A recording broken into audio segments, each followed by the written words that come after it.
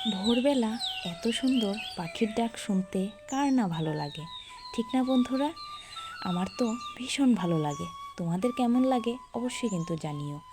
তো ভোরবেলা ঘুম থেকে ওঠার পর এত সুন্দর পাখি ডাকছিল, তাই তোমাদের সঙ্গেও একটু শেয়ার করে নিলাম। তারপর শুরু করলাম নিত্যদিনের কাজ।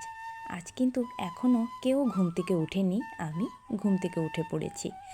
আর জানো তো বন্ধুরা, আজ এমন একটা জিনিস পেয়েছি, পিতলের বাসন মাজার। অবশ্যই তোমাদের সঙ্গে শেয়ার করব। অবশ্যই ভিডিওটা স্কিপ না করে পুরো ভিডিওটা দেখো।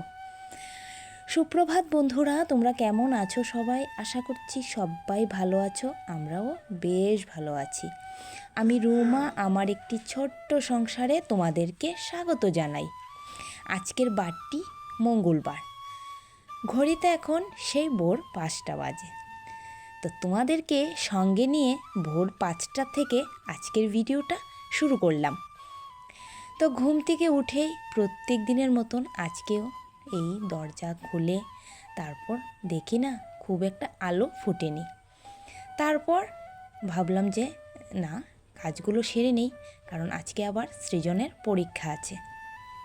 তাই আর বেশি দেরি না করে কাজগুলো করতে শুরু করে দিলাম। তো এখানে প্রথমে গোবরটা দিয়ে দিলাম আর তারপর উঠোনটা ঝাড় দিয়ে নিচ্ছি।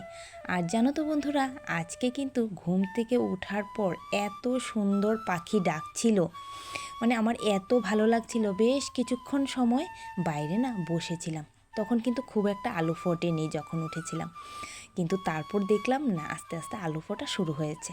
আর এত সুন্দর পাখি ডাকছিল, তাই তোমাদের সঙ্গে একটু শেয়ার করলাম। তো যাই হোক, আজকে যেহেতু সৃজনের পরীক্ষা আছে, তাই সমস্ত কিছু তাড়াতাড়ি সেরে নিচ্ছি। আর জানো তো বন্ধুরা, পরীক্ষার সময়টা না এরকম একটা সময়, একদম 9টার মধ্যে ঘর থেকে বের হয়ে যেতে হয়, 9:30টার মধ্যে স্কুলে গিয়ে পৌঁছে যেতে হয়। তো তার জন্য বন্ধুরা বলতে পারো মানে এতটা তাড়াহুড়া করতে হয়। 10টার থেকে পরীক্ষা শুরু হয়ে যায়। পরীক্ষা শুরু হয়ে যায় বলতে ওই যে খাতা দেওয়া, তারপর যে বিভিন্ন মানে যে রুলসগুলো আছে সেগুলো মানে শুরু হয়ে যায় আর কি 10টা থেকে। তো তার জন্য 9টার মধ্যেই ঘর থেকে বেরিয়ে যেতে হয়। তাই বলতে পারো একদম কিন্তু মানে সকাল সকালই সমস্ত কাজ আমার শেষ করে ওকে নিয়ে স্কুলে যেতে হয়। তো এই দিনগুলোতে মানে যেদিন যেদিন পরীক্ষা থাকে এই দিন না প্রচণ্ড একটু তাড়াহুড়ার মধ্যে থাকি। তো যাই হোক, বাইরের কিন্তু সমস্ত কাজ শেষ করে চলে এসেছি। তারপর এই যে চলে এলাম ঘরে। তো দেখো ঘরে কিন্তু লাইটগুলো জ্বালিয়ে তারপর কিন্তু আমি ঘর ঝাড়ু দিচ্ছি, কারণ এখনও কিন্তু কেউ ঘুম থেকে ওঠেনি এখন। তো তাই লাইটগুলো, জানলা তো খুলতে পারবো না, তাই লাইটগুলো জ্বালিয়ে জ্বালিয়ে ঘরটাকে ভালো করে ঝাড় দিয়ে নিচ্ছি। আর এই যে জানো তো বন্ধুরা, এত পরিমাণে আজকে গরম, মানে পাখা না অফই করতে পারছি না। আর আমার ঘরে তো জানোই বন্ধুরা, মানে এত পরিমাণে গরম লাগে, মানে কি বলবো, মানে ঘরে তো খুব একটা জানলা নেই আর বাতাস আসারও কোনো সুবিধে নেই। তো তার জন্য আমার ঘরে কিন্তু প্রচণ্ড গরম লাগে। তো যাই হোক, তোমাদের সঙ্গে কথা বলতে বলতে আমি কিন্তু ঘরগুলোকে সুন্দর করে ঝাড় দিয়ে নিচ্ছি।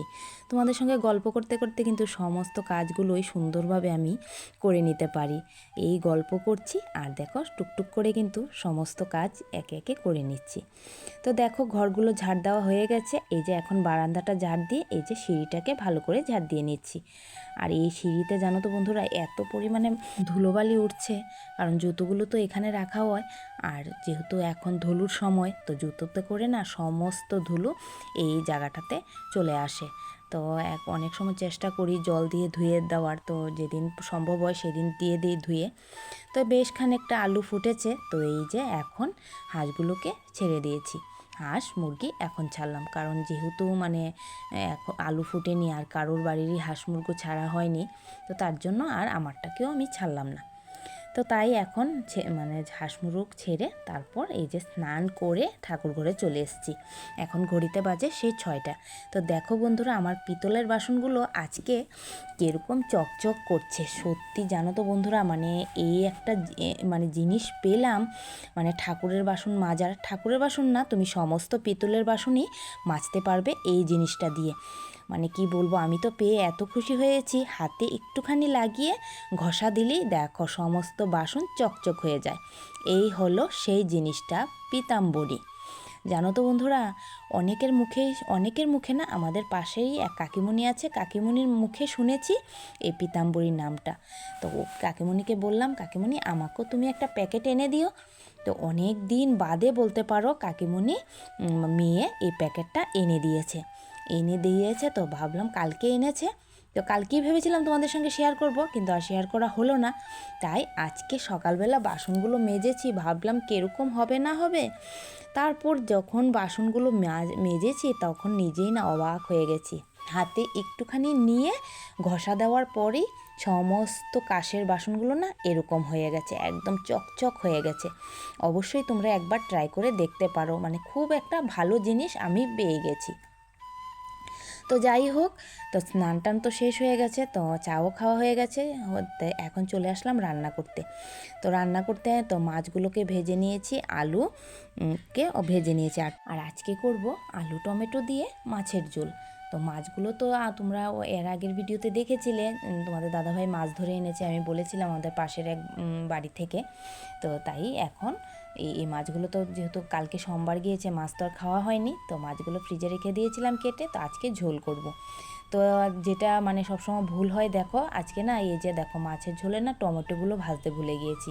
তো তাই দেখো ঝোল দিয়ে তো এই টমেটোগুলো একটু সেদ্ধ করে নিতে হয়েছে, কারণ যে ভুলে গেছি আগে দিতে মশলার সঙ্গে একবারে টমেটোগুলো ভাজতে, তো তাই এখন দিয়ে দিচ্ছি।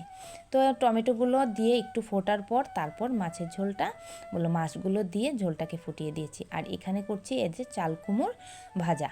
তো চাল কুমড়টা আমি একটু ডাল আর একটু চাল পেস্ট করে তারপর চাল কুমড় ভাজাগুলো করছি।